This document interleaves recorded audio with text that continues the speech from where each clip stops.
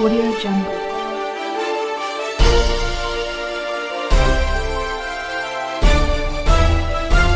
Audio Jungle. Hello हमारी भारत की जनता, मेरा नाम है आबिद और आप इस वक्त देख रहे हैं मेरा चैनल मैं तो पूछूंगा। तो हर बार की तरह इस बार भी हमारे साथ शिब्बू रज़ाकी जी मौजूद हैं। तो शिब्बू रज़ाकी जी, आपसे मेरा पहला सवाल ये है कि जो बिहार में जो इस बार जो चुनाव हो रहा है, तो आपको क्या लगता है कि किसकी सरकार बनेगी? नमस्कार।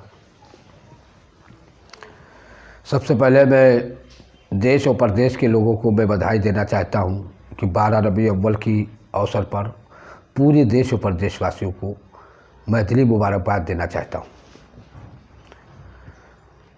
रही सबसे पहले बात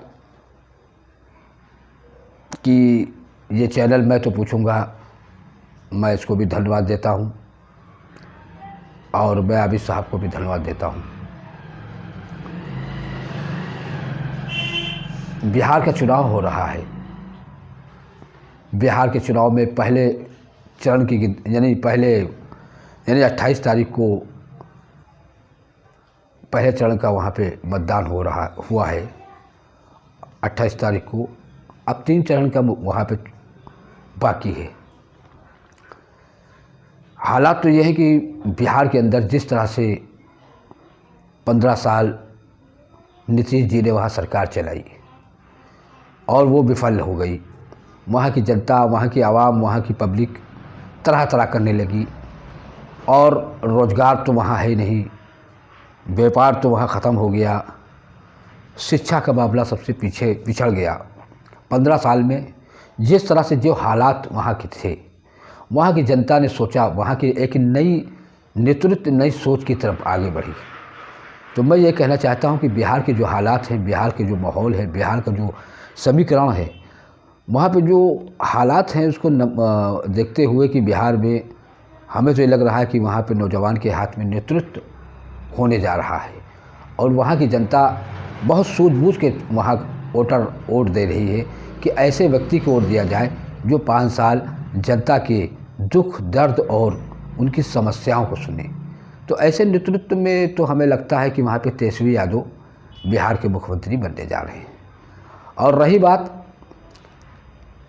सारी पार्टियां, इस वक्त जो हालात हैं, जो माहौल है, वहाँ पे देखा गया कि मुद्दों पे चुनाव नहीं, ना तो नीतीश जी मुद्दों की बात कर रहे हैं, ना तो अन्य पार्टियां कर रही। अगर मुद्दों की कोई बात कर रहा है तो तेजस्वी यादव वहाँ पे कर रहे हैं।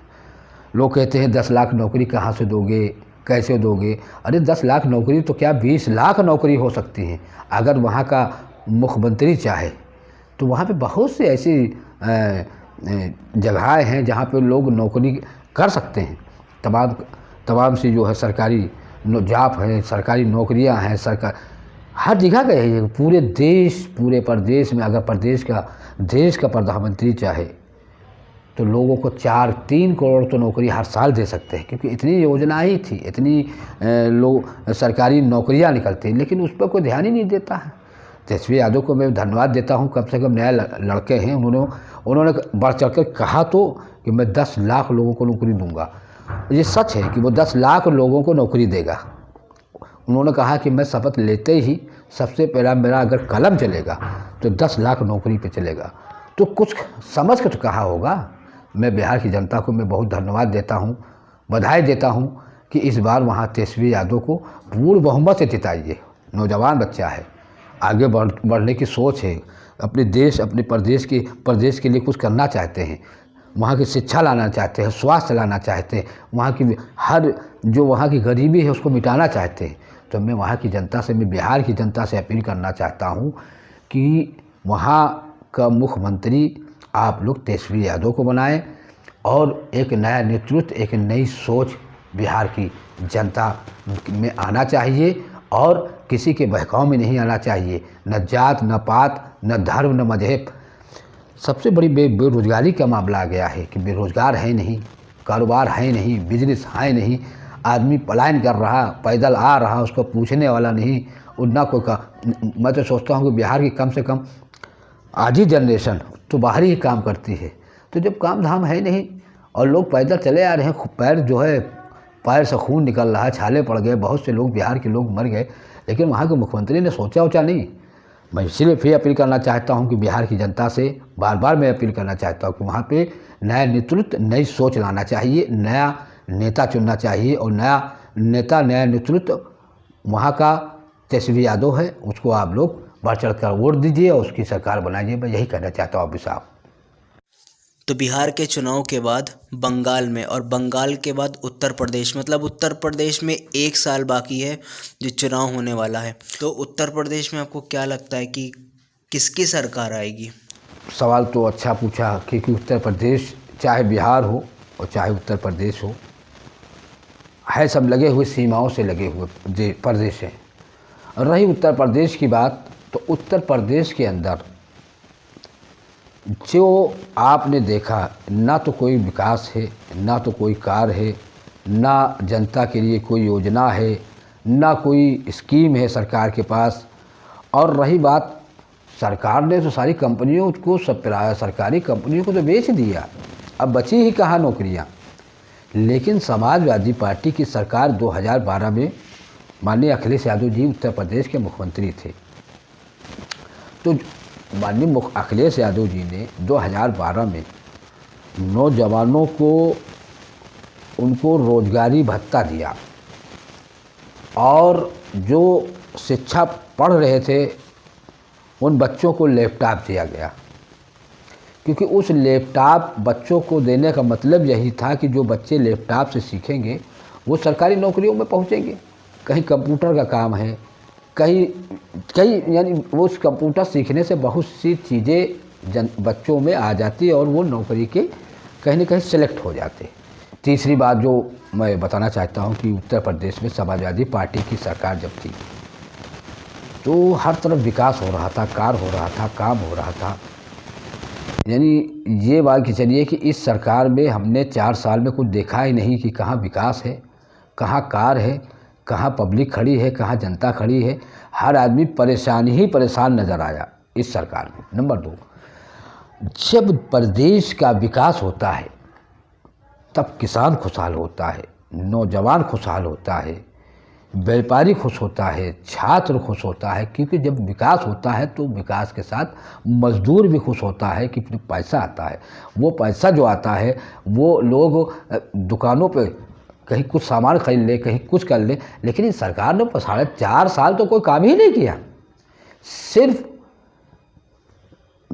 उत्तर प्रदेश के मुख्यमंत्री जी सिर्फ जो है डायलॉग बोलते रहे, और डायलॉग से काम नहीं चलता है, काम से काम चलता है।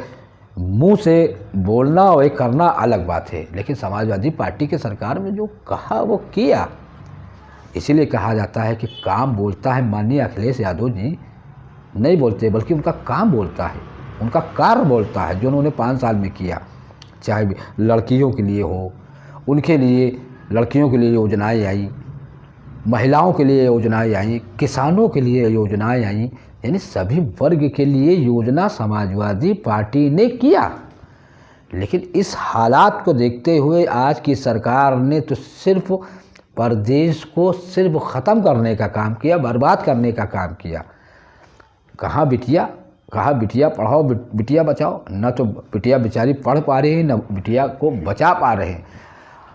कहते थे जब सरकार आएगी तो भय मुक्त नारा, अरे भय मुक्त नारा कहाँ रह गया, अब तो भय का राज हो गया, जंगल राज उत्तर प्रदेश बन गया है।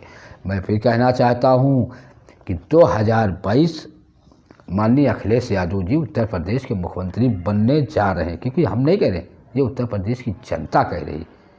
गरीब, किसान, मजदूर, छात्र, नौजवान, व्यापारी, सभी वर्गों की यानी यही मुँह पे बात आ रही कि उत्तर प्रदेश में अगला अगर कोई मुख्यमंत्री है नौजवान युवा तो माननीय अखिलेश यादव जी, क्योंकि एक सोच माननीय अखिलेश यादव जी की है कि देश और प्रदेश के अंदर समाजवादी पार्टी एक नई सोच के साथ उत्तर प्रदेश में लाना चाहती है।